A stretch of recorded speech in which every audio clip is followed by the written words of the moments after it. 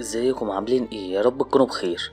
اوفى حيوان هو الكلب. الجيش عمل بحث لصناعة جهاز يشبه الكلب، وعايزين يستخدموا الجهاز دوت لمساعدة الجنود في الحروب. بس وهم بيعملوا البحث الكلب هرب. الولد ده اسمه مايلز، شاب فقير بس سواق بارع، بيحب البنت دي بس ما اعترفلهاش، والبنت دي اسمها ليزا. وسام اغنى واحد في المدينة كان عايزها. في اليوم ده مايلز كسب المركز الاول في المسابقة، وده خلى سام يتعصب جدا. ولما خرجوا تاني يوم يلعبوا بالموتوسيكلات، الولد حط في خزان البنزين بتاع مايلز مية، ومايلز ما كانش يعرف، وبسبب ده كان هيموت.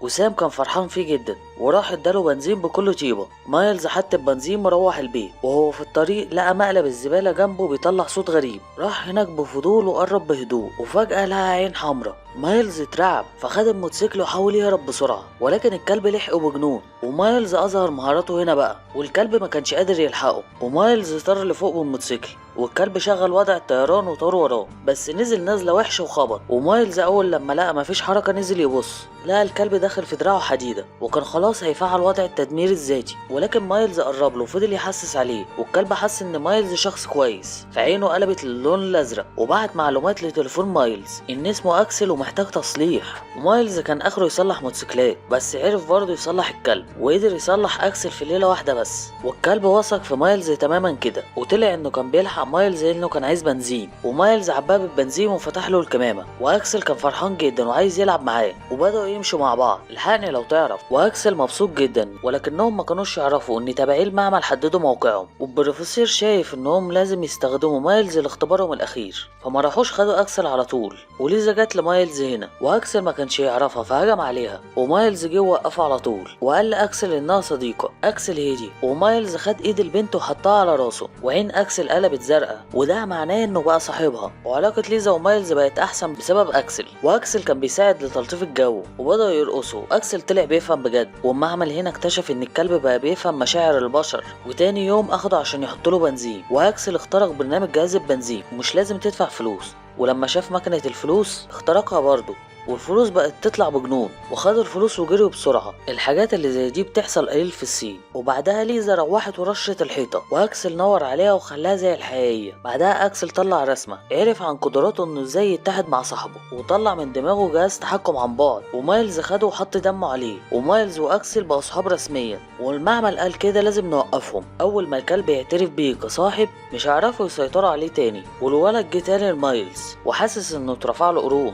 وكان عايز يضرب مايلز على طول. ومايلز وطى واليكس هجم عليه. سام لما شافه اترعب، وليزا كانت خايفه لحسن حد يموت. وبعد ما مايلز قعد يهدده قال لاكسل يوقف، والولد مشي ومرجعش تاني. وفي اليوم ده جه تاني باصحابه بقى، وجابوا معاهم بنزين، واستغلوا ان مايلز مش في البيت وحرقوا اكسل. واول ما مايلز شافه خده عشان يصلحه، وبدا هو وحبيبته يصلحوه بكل حرص، وحطوا له اجود انواع الحديد وقطع الغيار. واكسل اخيرا رجع تاني للحياه، وراحوا بقى عشان ينتقموا من سام، ودخلوا وراهم لجراج، واكسل قتله في الاخر. وما تخيلوش ان الجنود الآليين للجيش حصروهم، وبدأوا يكهربوا اكسل بجنون، واغمى عليه ومسكوه، واتقفل على بقه تاني. ومايلز الصحي لقى نفسه محبوس في المعمل، واكسل كان محطوط عليه سلوك كتير. وجي واحد طلب منه يديله جهاز تحكم اكسل، بس مايلز كان معتبر اكسل واحد من عيلته، ازاي هيديله الجهاز بالسهوله دي؟ بس اكسل صحي وكان هيهاجم على ليزا، باين ان السلوك هي اللي عملت كده. وليزا بدات ترسم رسمه زمان، وعين اكسل رجعت تاني للون الازرق، وبدا يرمي السلوك من على جسمه.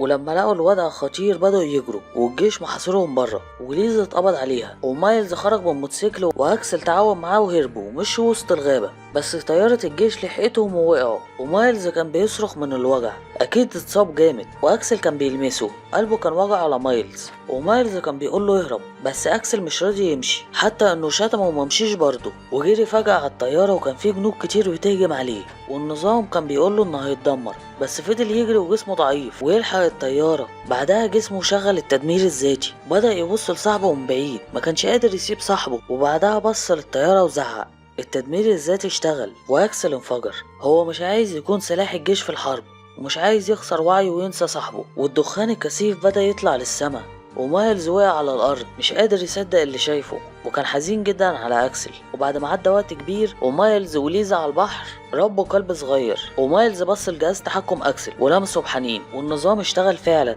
اكسل والفيلم يخلص. ما تنسوش تعملوا لايك وتشتركوا في القناه وشير كتير. مع السلامه.